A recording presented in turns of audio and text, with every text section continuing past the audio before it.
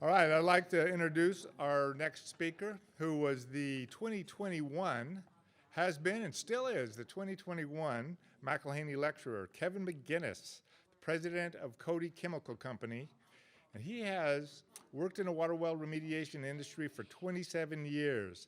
He's presented workshops in the United States for state and national organizations, and additionally, he's worked on water well rehabilitation projects in Central America, the Far East, and several states in the Middle East. And he's delivered technical papers in Saudi Arabia's Ministry of Agriculture and Water and the Philippines Waterworks Association. His presentation today is going to be The Good, the Bad, and the Ugly, Innovative Treatment Options for Establishing and Emerging Water Quality Challenges. Let's have a warm welcome for Kevin McGinnis.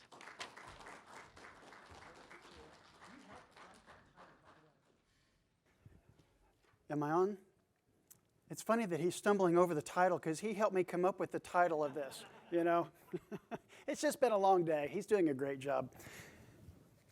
Okay, so, you know, before I even get started, I know I'm supposed to talk about, I only have a certain amount of time and I'll try to keep to it, but gosh dog it, you guys, it's been an honor to be in front of the association, you guys across the United States, whether it's in front of my computer screen or standing in front of you guys. And the reason I say that is the water well industry, you guys, it's in the United States and of just a few other countries. We're just cut from a different cloth. You guys they're honest, you're hardworking, you're family-oriented, patriotic. I mean, you know that deep inside, but that's who we are. You guys help each other out. It's just such an honor to be named, to be able to stand in front of you and to be part of the group. I'm just humbled because it's just an interesting, hardworking, cool group to be part of, and I'm honored to be part of it. And it's been an honor to be the 2021 McEllhiney Lecturer. I did have a couple of slides that I thought were kind of interesting. Sorry. Did you guys even know where the McEllhiney name lecture series? Half the people I've talked to don't even know how to pronounce it properly, and I'm probably not even pronouncing it properly. Nevertheless, this guy was the first president of the NGWA. Did you know? I didn't know that. I didn't know where the McEllhiney. I knew kind of who funded it, but I didn't really know, you know, the whole story. So I just thought I put this slide in there. You guys have handouts. If you're listening to this at home, or you're listening to a video of this on the internet afterwards, I've got this handout. I'll send it to you. Just email me or call me or contact the NGWA. Kathy Butcher or somebody can get hold of me and we can send you the electronic copy or the physical handout. But I've got a lot of cool stuff in there about different things that I'm not going to read to you, but it's a kind of a longer version of my short 50-minute presentation that you can kind of take home with you and read and follow. Okay, so they asked me to talk about water quality issues that I deal with mostly. And I'm in the water well rehabilitation business, so most of the calls I get are for, when it comes to water quality issues, are microorganisms in our groundwater. Primarily, basically bugs in our groundwater that's causing us problems. So those are the questions I get on a day in and day out daily basis. But I've kind of categorized them into two different general categories. The ones that make us sick, the deleterious ones, the fecal, the coliforms and things like that. Then the ones that just cause us plugging issues or water quality issues. So I kind of broken down the talk into those two different general categories, how we address them, how we recognize them, and then kind of how do we mitigate those or fix the issues. So that's what this presentation is going to be about. I know it's kind of interesting when I got in front of a group and they're curious what the McEllhiney lecture is going to be about. You guys don't know what it is until you see, and even the title is a little bit, doesn't give you the nuts and bolts of what I'm going to talk about. But basically I'm going to talk about bugs in our water well. So let's talk about the ones that make us sick. Coliform bacteria. The coliforms, even these we kind of categorize, generally speaking, into two different categories. The ones that we measure, the total coliforms, and then the ones that actually make us sick. Coliforms are naturally occurring in the groundwater, and not all of them make us sick. They're the tracer organism, and some of them are naturally occurring. The ones that make us sick are not naturally occurring, and those are true contaminants. So let's talk about detecting the presence of coliforms. So you test for coliforms. If your test comes back positive for coliforms, then you want to retest to find out more specifically what types of bugs that we're dealing with. And when you do that, you need to follow the lab instructions on how to take your samples, take it close to the wellhead as possible, wash your hands, take off aerators, things like that, because you want to do the fewer amount of things that are going to potentially contaminate your water before you get it tested, okay? The presence of coliforms, it doesn't necessarily mean that all of your wells ruined. Some of them it's just naturally occurring. And some of them make us sick because they're actually contaminants. When you have contaminants that make us sick, we're looking at either E. coli or fecal coliform, and these are generally coliforms that come from the stomach of a warm-blooded animal. Follow the instructions and from the lab to find out which issues you're dealing with. And then once you've isolated the problem, or at least you're figuring out that you do have some type of contamination problem, then you've got to figure out where is it coming from. Is it coming from a contamination source? Maybe your wellhead's not properly constructed. Maybe the well's shallow. We dealt with a well in Lubbock, Texas, where I'm from, where there was a playa lake right there next to the wellhead. And there was, during a drought situation, there was some coliforms coming in through the formation and contaminating the well. It was not a human consumption well, but it was a city well, so we had to clean it up and address some of those issues. Unused, abandoned wells, a septic system nearby. It reminds me a little bit of a story that I'll tell you about a guy that called me about a summer ago, and he said, we keep testing for coliforms, and we can't seem to get rid of it. So through the course of the next few days, we're trying to figure out what types of testing to do, and maybe is there a wellhead close or a septic system nearby. Eventually, after about a week, he told me that this particular well was in a dog run, and where the guys hunting dogs were in this fenced-in area, and they had a bunch of dog poop, it's a technical term, around the wellhead, and it was a shallow aquifer, and of course the wellhead wasn't sealed very well.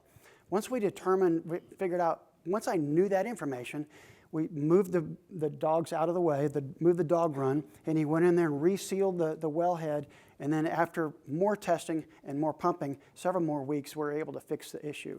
But if you don't have all the information, in this case, I wasn't at the job site, we were just dealing with it over the phone, and it was pretty cumbersome and frustrating, but still pretty interesting to tell the story afterwards.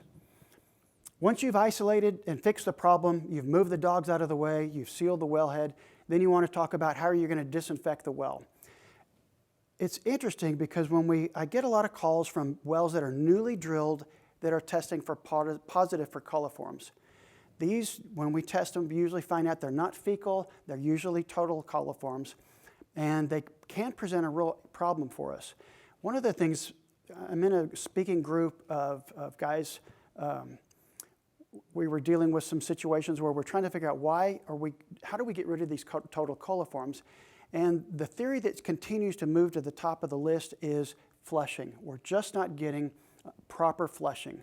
And so in one case, or a couple of cases in California, some deep multi-screamed wells, working with Lane, they built an isolation pump, and we moved up and down and over-pumped each zone until we got all of the coliforms until our water tested clear.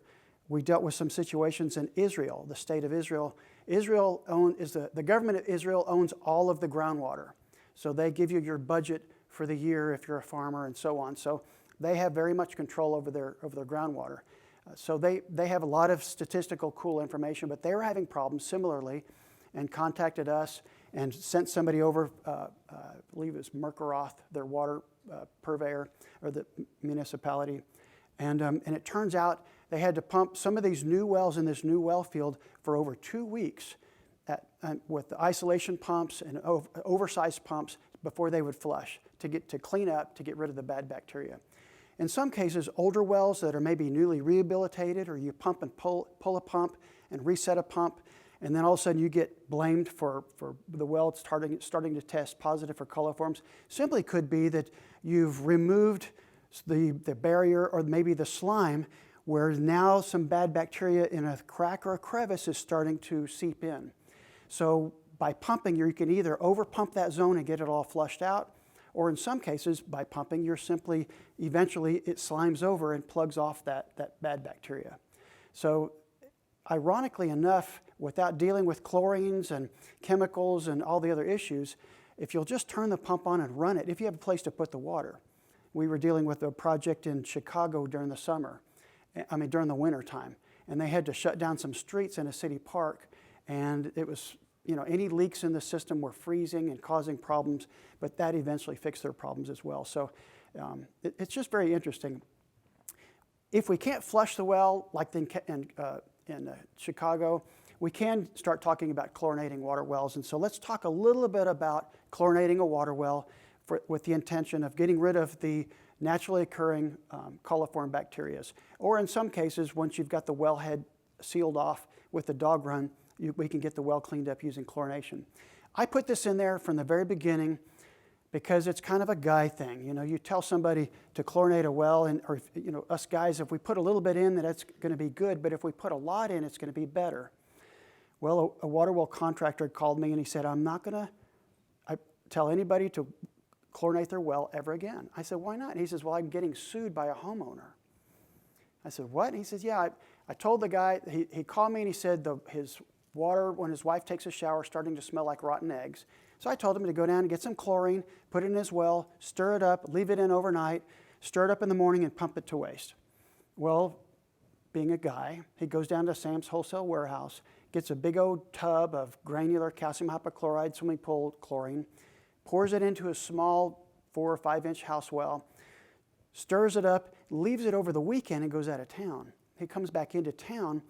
The well had run long enough to put pinholes in the copper pipes in the house. It was so bad that oxidized the well, oxidized the casing. It oxidized the tin roof of the well house so you could see the sunlight coming through the top of the well house. That's how it's so detrimental chlorine, calcium hypochlorite, sodium hypochlorite can be. In this case, the homeowner's house was partially flooded before the pump finally gave out, and he was being sued because he didn't give him specific instructions on how to chlorinate a well. So let's talk a little bit. Well, I did want to point out, if you're trying to approximate 100 parts per million in a water well, if you've got a 1,000-gallon tank, you only need about 2 gallons of grocery store bleach, or about 1 1/3 pounds or 1.3 pounds of calcium hypochlorite. So it doesn't take much to get 100 parts per million in 1,000 gallons of water. Okay? Let's talk about sterilizing chemistries. We're going to talk about the granular, the liquid, hydrogen peroxide, and a little bit different one. Just talk about it briefly. I'm a fan of calcium hypochlorite.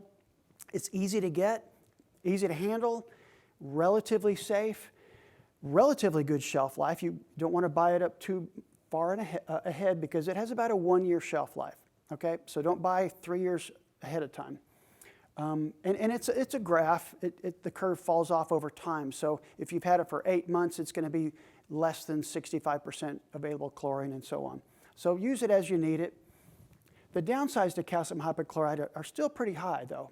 It reacts with other chemicals. You always want to be careful. We call chlorine products generally in the chemical industry, they're unfriendly chemicals because they just don't blend well with others.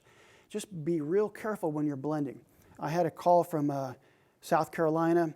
The contractors were going to work on a big project, so they're supposed to blend some acid with some chlorine at the job site in a big tank. Well, the two helpers thought that they would speed up the process and blend it in these 55-gallon barrels before they took it to the job site. So this concentrated solution in a barrel that should have been done in a swimming pool size tank it was not a good idea, because what happens is in this case, they put acid in their barrel, they lowered the pH too far, too dangerously far for the chlorine. When they started stirring the chlorine in, produced dangerous gases, chlorine gas, made a little green cloud, knocked them both over, sent them both to the hospital.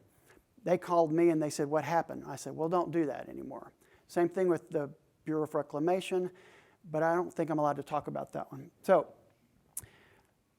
probably the second most, on the second bullet here, and maybe the most important, is that calcium hypochlorite, sodium hypochlorite, the bleaches that we're dealing with, while they're great at killing free-swimming bacteria, they're very poor at penetrating slime. So oftentimes for years and years we thought we just are not getting good enough, we're not putting enough chlorine in there to kill the slime or to kill the bacteria. But the reality of it is the molecular structure of calcium and sodium hypochlorite. I asked the Center for Biofilm Engineering in Montana State University, I said, you know, I'm a visual learner. Help me understand what's going on. He says, think about the chlorine molecule being a ping pong ball and the slime matrix, the snotty, slimy stuff that the bacteria produce as a sponge. It's very difficult to get that ping pong ball to push into the sponge to penetrate the sponge, where it then can maybe either disperse it and kill the bacteria. But the reality of it is the structures are so different, they just don't work well together. So probably for our sake and how we're using chlorine type products, it's a very poor chemistry when you've got slime buildup, bacteria numbers to the level that you actually have slime. Generates heats when you add it to water, so you always want to be careful with that. One of the reasons I get called over and over regarding chlorine is they say we keep putting a higher concentration in, but we're not getting the desired results. Well, that's because if you've ever been around a swimming pool, you check the pH of the water of the swimming pool, you may add some swimming pool acid, lowering the pH a little bit, then you put your chlorine into the swimming pool. The reason is, what we're trying to produce in the reaction is what's called hypochlorous acid. It's 50 to 100 times more potent as a killing portion of the reaction, killing bugs, than an unbalanced chlorine solution. Does that make sense? Let me see if I've got some slides. Let's talk a little bit about that. Let's talk about pH. Okay, so pH stands for the potential of hydrogen. You guys remember this in chemistry. The higher the pH of your solution, the more basic it is. So on our little table, drain cleaner is a relative pH of 14.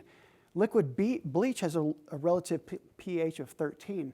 As you move down, on a pH of 7 is about neutral. So most of our waters are around pH of 7. If you have very high pH in a water, you generally have harder water and have mineral issues, and we can talk a little bit about that as well. The lower the pH, the more acidic your solution. So you've got high pH is high alkalinity, and low pH is very acidic water. And you can see the little scales, some of that's kind of interesting. Stomach acid has a relative pH of 3, and I'm not even sure if it's on this one. Oh, let me say something else about this. Each notch along the pH scale, so when you go from 7 to 6, your solution is 10 times more acidic. But it's logarithmic, so when it goes from 7 to 6 to 5, it's 10 times 10, it's 100 times more acidic solution. Does that make sense? So while the guys call me and say, well, we only moved it 2 notches up or down, well, that's 100 times difference in your solution. This is just some cool stuff. This guy is the guy that kind of created the pH scale, and he was a Danish scientist trying to make better beer. So while all of our motives are not always pure, it depends on your perspective. I thought that was kind of cool.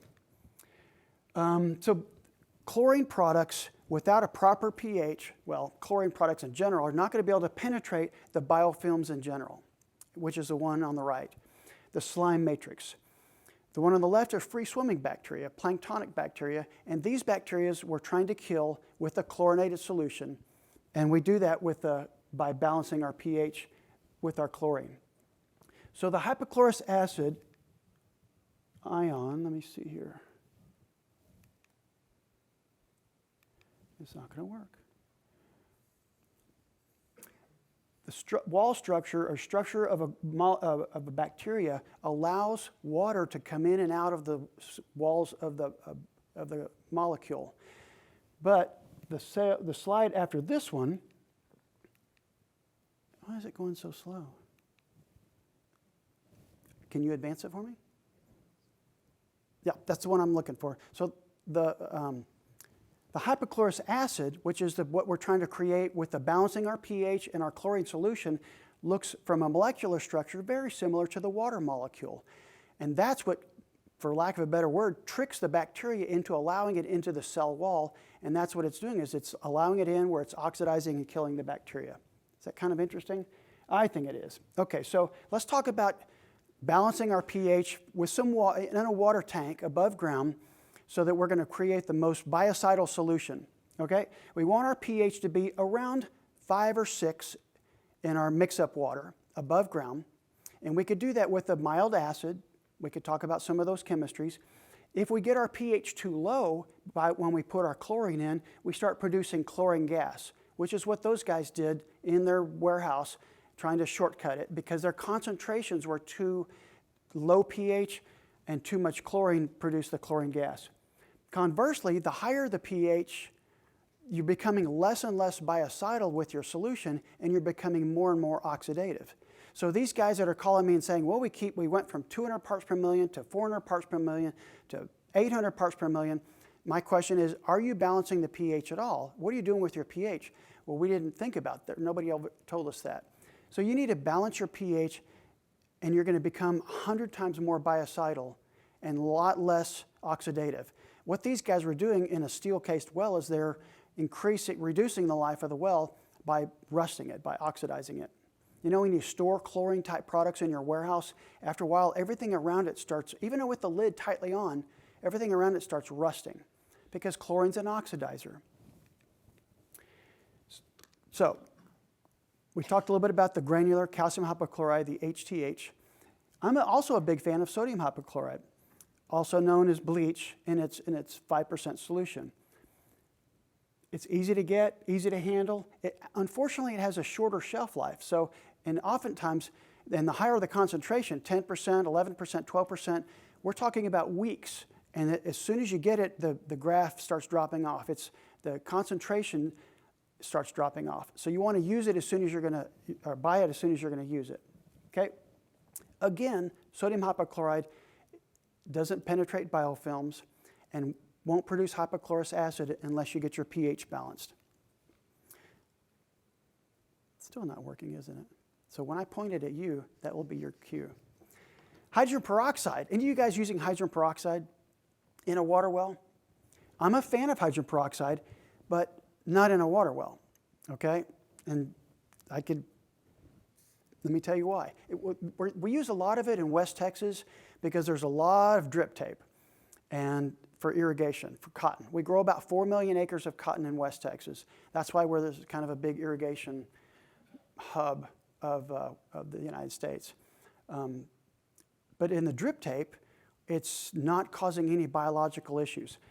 The positives with hydrogen peroxide is it's relatively easy to get, and it's environmentally friendly. It breaks down into water and oxygen, right? There's a few disadvantages. Probably the highest disadvantage is the concentrations that we're using in a water well are around 30% concentrations. These levels the fumes are caustic, they're corrosive to our lungs, they're corrosive to our hands, they're very corrosive to our eyes. So it's a dangerous product to handle. Certainly it's more expensive than chlorine-type products, but the third bulletin is probably the most interesting, and that is it stimulates biological growth. The one limited nutrient for growing bacteria in a water well is oxygen. A water well is a perfect conduit of oxygen into the ground to grow bugs. It's a perfect incubator for growing bugs. Hydrogen peroxide does a great job killing bacteria, and it does get some of the slime. The problem is when you leave it behind, anything that's trapped behind, which because it's dissolved oxygen, we see a week, 10 days, 15 days later, large biological blooms of bacteria as a result of feeding the fire, the oxygen left behind in the aquifer. Interesting. And we've dealt with that a lot in Mexico, where they were using a lot of hydrogen peroxide, northern Mexico, in Canada, where they're, in the state of Israel, or Germany, they're not allowed to use chlorine products in the groundwater. It's against the law because chlorine's a known carcinogen. It causes cancer. So some of these higher regulated countries won't allow you to use chlorine products. So they're using hydrogen peroxide and they're having to deal with the side effects. There's a lot of interesting technology from a well rehabilitation standpoint that comes from Israel, Germany, and certainly the United States. We're still the leader in technology when it comes to rehabilitating water wells. This is kind of an interesting one. Have you guys heard of Dave Hansen's product called Steriline? Steriline was bought out by, or Dave Hansen was bought out by JetLube, and now JetLube sells this product. This is very similar to calcium hypochlorite, the swimming pool chlorine. It's granular, typically.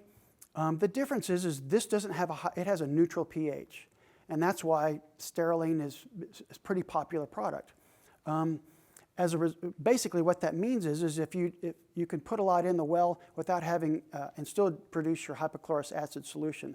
The problem is that some of the labeling doesn't tell you is that if your water's already high pH above 7.2 or 7.3, then you're still not producing hypochlorous acid. There still may be some additional acid needed or some type of chlorine enhancer to produce the right chemical balance. It does dissolve faster. It has a longer shelf life because it doesn't off-gas is bad. But the similar chemical reaction is what we're trying to accomplish in the production of hypochlorous acid.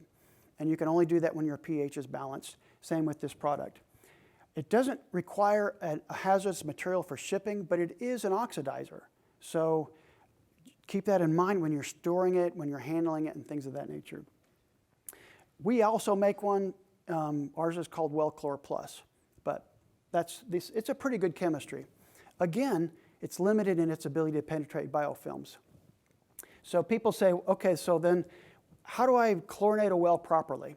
The best way to do is get an above ground tank with the idea that you're going to mix up about 200 parts per million chlorine. Again, we're not treating a well that's all slimed up. We're just treating a well that has coliform issues that we're trying to disinfect. We can reach out and touch it. Does that make sense? We want to adjust your pH in the tank. We want to mix up a batch above ground to equal about 3 or 4 times the volume in the column.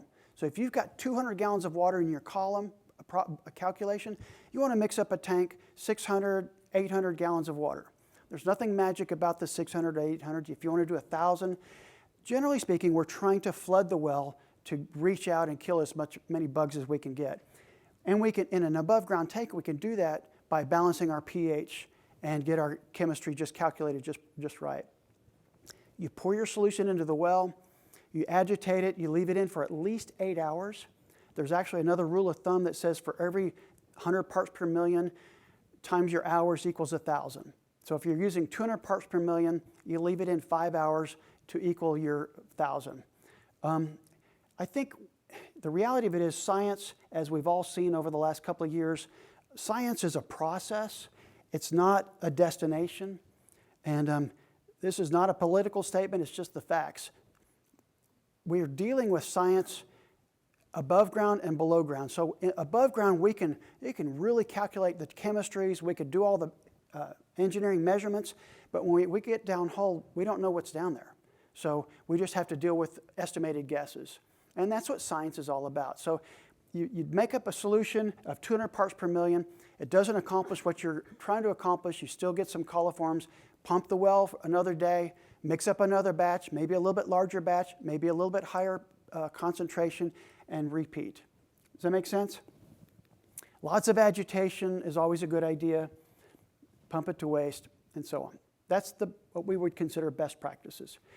And the reality of it is a lot of municipalities will just say, when the well's complete, treat it with 50 parts per million chlorine. I think that's a good idea. We're not necessarily trying to kill bugs. All we're doing is dotting the I's and crossing the T's, okay? The reality of it is we're not taking coliforms from one well and moving it to another. We're not taking iron bacteria from one well and moving it to another. We learned that through a study the federal government did 15 or 20 years ago, where they documented about 4,500 different species of groundwater microorganisms that are naturally occurring. And that was what gave us enough information to determine that you're not, while you may be blamed for it, call me because we can testify on your behalf. The reality of it is you're not contaminating a well when you move your drill tools or workover tools from one well to the next. 99.9% of the time, that bacteria was already there. Interesting. You know, I talked about adjusting your pH down a little bit, and we talked about pH and so on. There's some chlorine enhancers on the market that have buffered acid type chemistries, and these are in order of companies' alphabetical names. So we have one, Jet Lube has one, Johnson and Lane. There may be another one out there, but I'm not aware of it. These are just off-the-shelf products that you can use where you can read the label, adjust your pH based on the water that you're beginning with and the labels. And they can be real helpful in getting your... I'm not a big fan of adjusting your pH for chlorine using hydrochloric acid. Even though they do that for swimming pools for years and years, I'm just not a fan of it. There's just a lot of potential dangers to using hydrochloric acid. Maybe we could talk about that if time permits. Why do we chlorinate a well and we're having problems? There's a lot of them. Bacteria numbers. Think about a swimming pool. How much chlorine do I put into a water well? Well, it depends on how dirty it is. It depends on how dirty the swimming pool is. We're having to treat a swimming pool with the cover on. We're blind. We can't see. So we treat it the best we can. We pump the longest we can, and then we may have to add more chlorine. In this case, if you'll pump it and clean out as much of that bacteria or even the turbidity of the last dot, you're going to increase your chances of success with chlorine. Adjust your pH. Temperature is always a factor in everything we do with chemistry. Let's shift gears a little bit and talk about, we've talked about the bacteria that makes us sick. Now let's talk about the bacteria that cause us plugging problems and water quality issue problems. You remember that 4,500 different species of naturally occurring bacteria? We've taken that as an industry and we've basically clumped them into three general categories. Slime-forming, iron-related, and sulfate-reducing bacteria. Some of these overlap. These are families of bacteria. There's a lot of different types of bacteria that feed off of iron bacteria. Most of these iron bacteria and most of the bacteria in the groundwater, about 80% of them are slime producers. 80% of the slime producers are oxygen requiring. Which means that to grow, they need oxygen. I've often wondered in the early days, if we've got all this naturally occurring bacteria in our groundwater, why the whole formation is not slimed up? Well, the reason is there's not any available oxygen. Well, of course, unless you're putting hydrogen peroxide in there, which actually we've done with some wells where they were trying to use bacteria to clean up hydrocarbons or groundwater contaminants. We're injecting oxygen, hydrogen peroxide, and molasses as a food source for trying to get these bacteria to grow and consume the hydrocarbons. Some real interesting experiments that are ongoing and are very frustrating for me because they just take forever. And unlike a laboratory, in a lab you can do stuff. In the ground you can't see it happening in front of you. You have to experiment and then hypothesize. But that's what science is all about. We find these bacteria naturally occurring. They're everywhere. That's what the word ubiquitous means. They're in interrelated colonies. We don't find just these types of bacteria in one colony and another colony over here. They're all interrelated, interconnected. I've already said iron-related and slime formers are aerobic in nature. They require oxygen. Sulfate-reducing bacteria, generally we find those deeper in a formation or underneath some of the slime producers because they don't require oxygen to grow. And the sulfate reducers are generally the ones that are more corrosive. We've pulled out small pipes in water wells where they're using to inject, where even the stainless steel has got holes in it from the sulfate-reducing bacteria. So just because it's stainless steel doesn't mean that it's going to dodge that bullet. Just a cool picture of water downhole video of a water well. We get a lot of videos, and And the video cameras have changed our business because up until about 20, 25 years ago, we were basically selling snake oil. Sometimes it worked, sometimes it didn't. But the video cameras have really changed. It's embarrassing to admit, but we were just accused of selling snake oil because you just pour something down and see what happens. Again, in a lab, we know exactly how to deal with it. But down hole, we don't know. If you told me that you had this many pounds of calcium hypochlorite and this much iron oxide and manganese, we would know exactly how much chemistry to use. Unfortunately, we don't have that information. Is this working now? Cool. Not all bacteria is bad. I thought this was kind of cool. Our bodies have got a lot of bacterial slime. If it wasn't for the slime in our stomach, our stomachs would digest themselves about every 4 hours because the high acid concentration in our stomachs. Where does how come some wells have bad, slimy problems, and right across the road, the well's been running for 20 years and we've never have any issues? And the answer is, I don't know. But we do know there's certain situations, like wells that have those oil-lubricated turbine pumps. Inadvertently, that drip oil gets down into the well. It's a great food source for bacteria. These groundwater bacteria are very opportunistic, and they'll feed off of lots of different things, in this case, drip oil from those oil-lubricated turbine pumps is a great food source. So we've seen those turbines pulled, and it looks like a tree trunk. You couldn't even see where the bowls were. That's how bad the bacteria is. I had a guy come up to me during the trade show telling me that he had a similar problem. Groundwater contaminants such as hydrocarbons, available oxygen. If you've got a well that's exposing your screens, in West Texas we're dewatering the aquifer basically in the Ogallala. A lot of these wells are 50 years old, and our pumping level and actually the water levels below the screens. So wells that didn't used to be problematic are now becoming problematic with some of the slime problems. Cascading water, oxygenating the water. I've got a couple of stories on that one as well. Okay, so how do we know we've got slime problems and it's not just losing our water? You just want to gather as much information as possible. Downhole video inspection, like I mentioned, really is probably some of the best tools. We always look at materials of construction. Sometimes we can pull the pump and scrape off or peel off some of that material and look at it in light microscope and determine what some of that information. You can do water analysis, like chemical water analysis, to find out the propensity for the well to precipitate calcium carbonate or things like that, which we do a bunch of. The other one is the water analysis looking for bugs. That's kind of a little bit controversial in my opinion, and maybe just because it's my opinion, but I'm not sure. I think it's interesting to know some of the general categories of the bacteria that we're dealing with.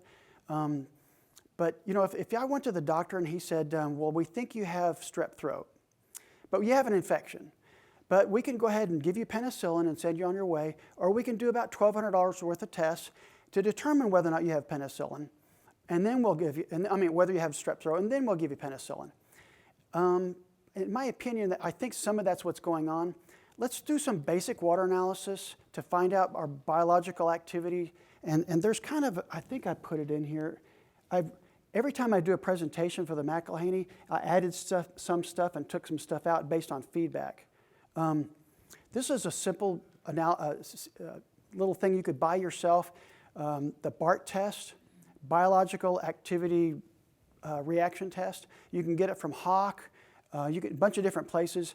And we use, again, the three general categories of bacterial issues in a groundwater: the iron-related, the sulfate-reducing, and the slime-forming bacteria. You can buy this little kit or these vials and follow the instructions. They explain to you how to gather your water. You put the water into these test tubes, and you observe it for about a week. What I did was I took a week or 8 days worth of observation and I sped it up into about 55 seconds. So you could see in this particular water well test which of these vials is going to become or reveal to us what's going on in this well. You read the instructions, even it's color-coded. If you're not colorblind, you can follow each day, make notes of what's happening each day. We actually do this in a lab where we could set it up with the camera, and then we can speed it up and slow it down so we can find out exactly on what day it looked like it was in worse shape.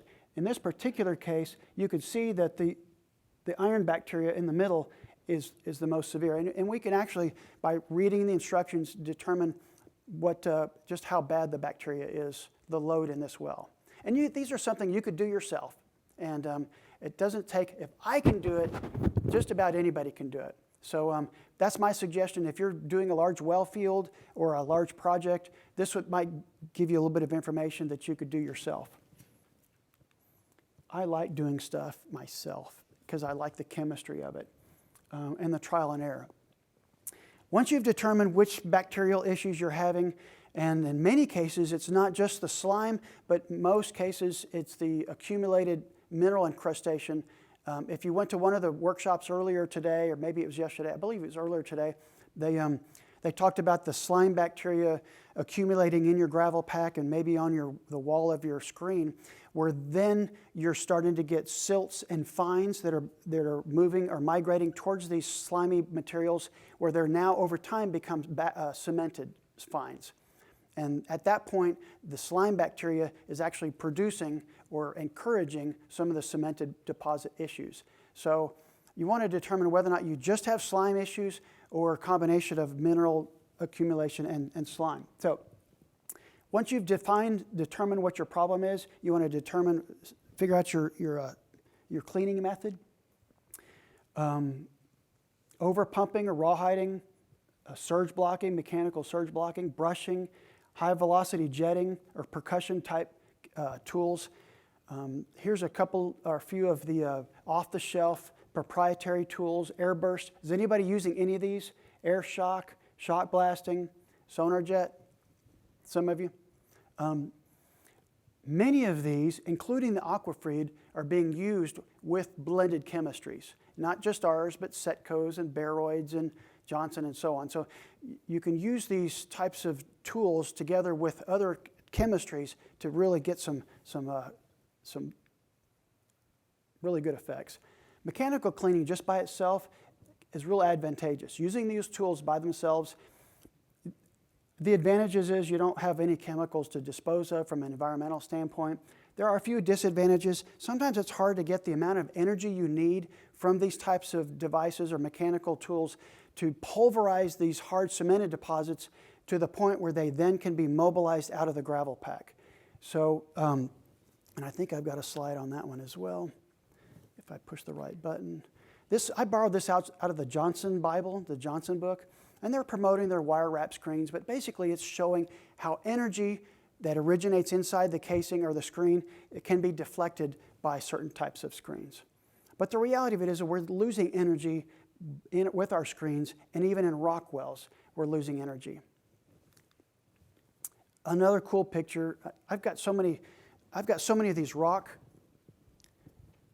pieces of scale that have been sent to me that we look like a paleontology lab, because we've got so many cool stuff that was sent to us. They either want to know what it is, what is it made up of, or how to fix it. So, and then we've got a whole library of cool videos that people don't want back. The hard mineral deposits are very difficult to remove with mechanical tools all by themselves. The one on the right is over an inch thick, and it came from a well down near College Station. And they had windmill water, what we call windmill water, surface water, not surface, but relatively shallow water with a breached casing that had been cascading down the top of this pump for a number of years, and it was hard water. You could see on the right side a little bit, that was where the wire was running down the side. So this was on the drop pipe. When we tried to pull it, it was so heavy, they had to bring in a larger pulling rig to pull it because of this amount of scale on it. That's very difficult to remove with a surge block or a brush. But properly designed chemistry can remove that as well. The one on the left came from above ground piping. It was above and below ground in Arizona. Kind of cool. We get a lot of this stuff. This was similar to some wells we worked on in some piping systems in Saudi Arabia. And just outside of Riyadh, Saudi Arabia, this is not a picture from that, but because they were very stingy and where they would let me take pictures in Saudi Arabia because you're a guest there. And so when I whipped out my camera to take some pictures of a bank where they had all these guards, they made me put it away.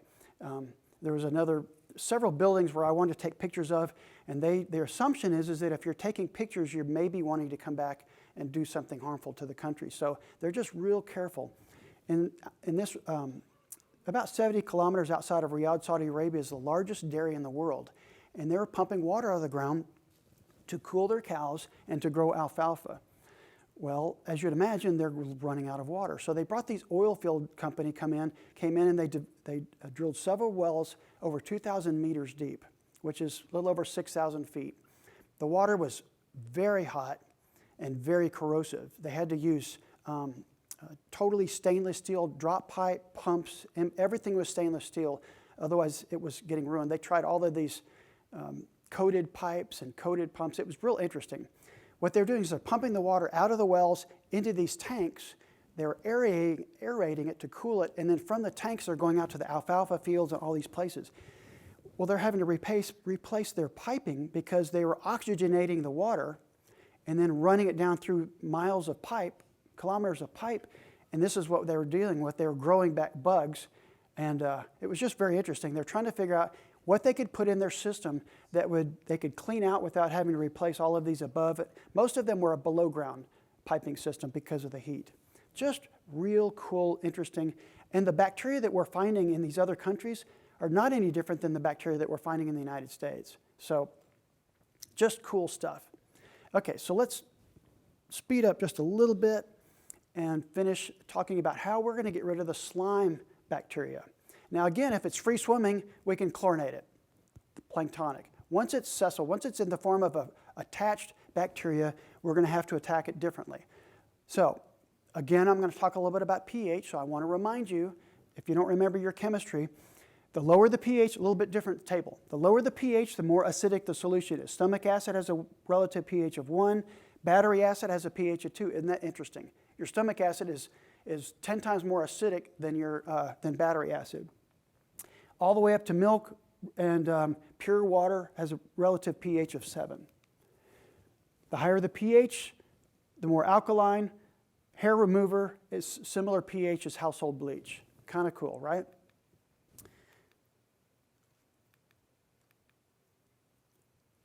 So we know we're not using chlorine-type products to penetrate the biofilms. What are we using? We're using probably the most common in our industry is glycolic acid, also known as hydroxyacetic acid. DuPont makes it. They renamed their company, this division of their company called Camir, and you can get also some import products. Glycolic acid is a mild organic acid. It penetrates biofilms. It kills bacteria. It chelates or ties up iron. It doesn't have very many toxic fumes, relatively low corrosion rate. They use this chemistry to do chemical peels on your face. If you've ever had or know somebody that's done a chemical peel, this is the watered down version of this chemistry. This is also used in toilet bowl cleaners. So there's lots of uses that we use this product every day that we don't know anything about, we didn't know about. The disadvantages to this product in a water well application is that it's relatively weak. So remember I told you that most slime in a water well is accompanied with the hard cemented deposits.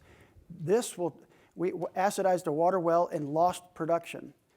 And we theorized that the calcium carbonate buildup in the well, the calcite in the well, this is such a weak acid, it basically dissolved it the best it could until it couldn't anymore, and so it turned it into toothpaste.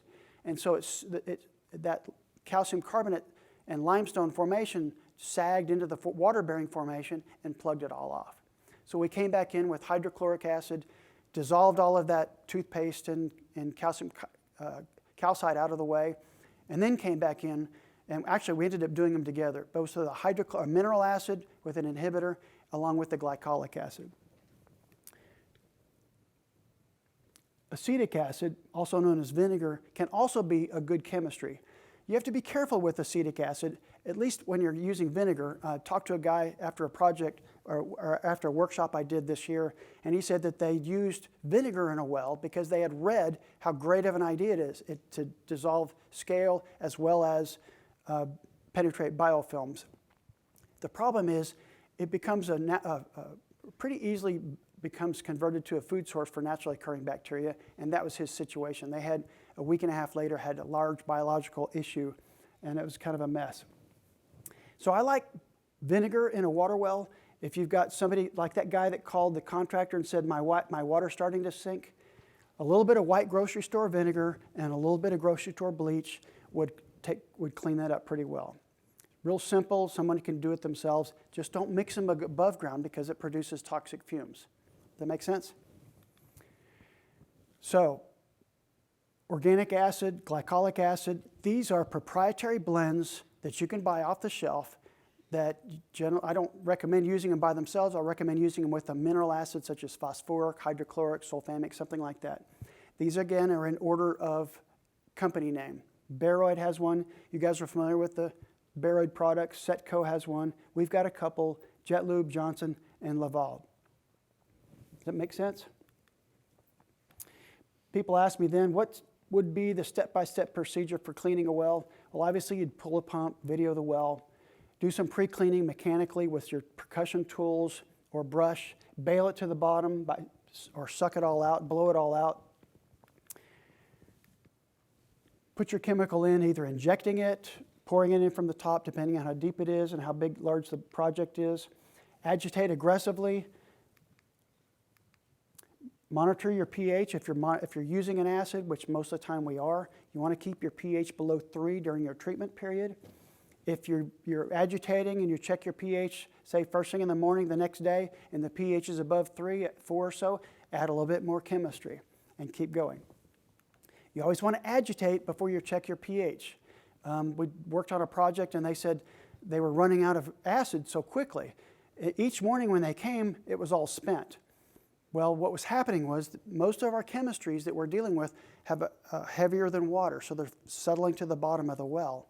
And so if you're not agitating it, you don't have a true idea of how much acid is in the well. And so they were getting these neutral readings by checking the pH of the surface of the water. So if you'll agitate it first and then check your pH is the best practice.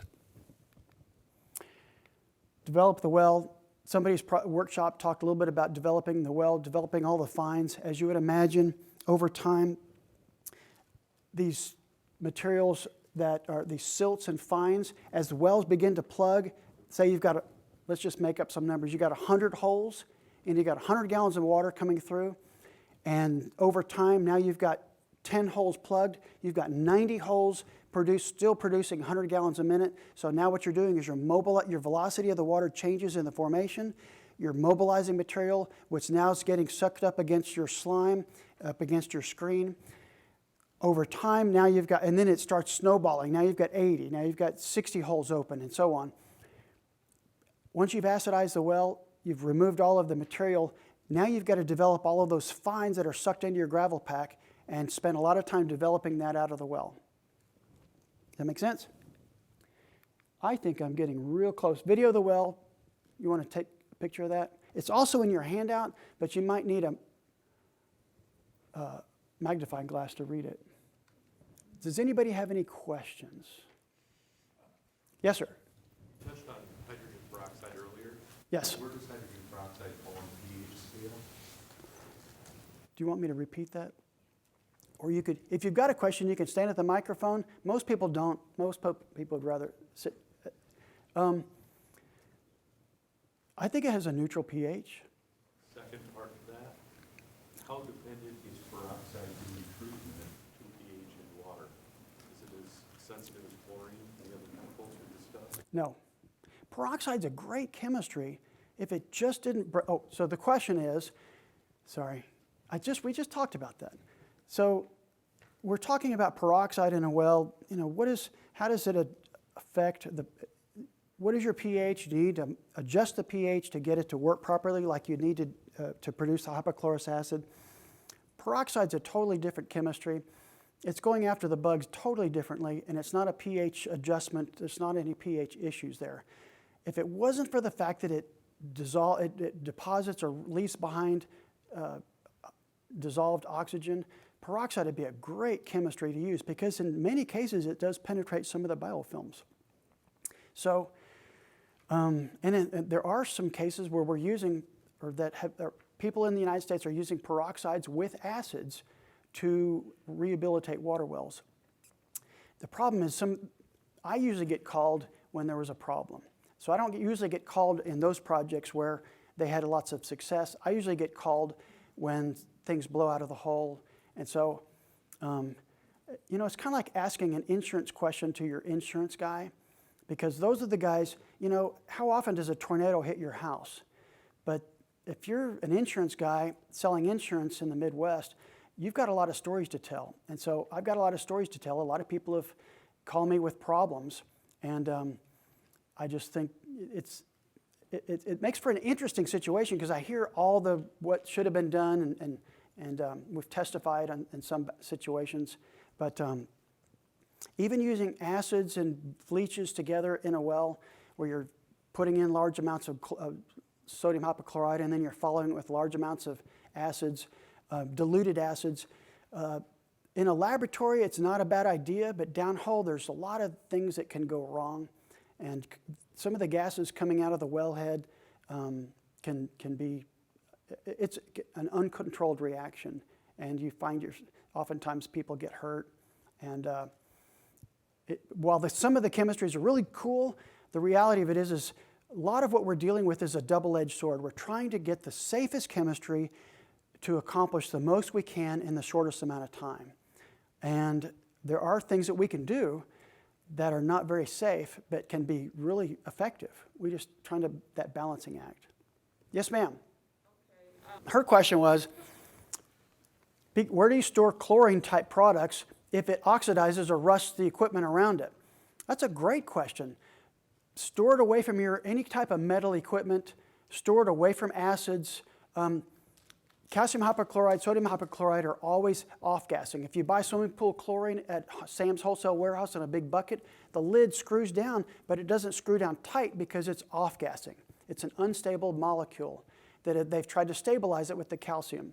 So the lids of the tubs are just kind of floating on there and it's off-gassing. And those off-gases are oxidizing or rusting our metal components. So if you have a shed away from that's not in the sun or the rain or the wind or something, somewhere away from that, maybe a part of the warehouse where it's just maybe more by itself. Away from your other chemistries as well. Again, it's been an honor to be in front of you today as a William McEllhiney Lecturer for 2021. Thank you again.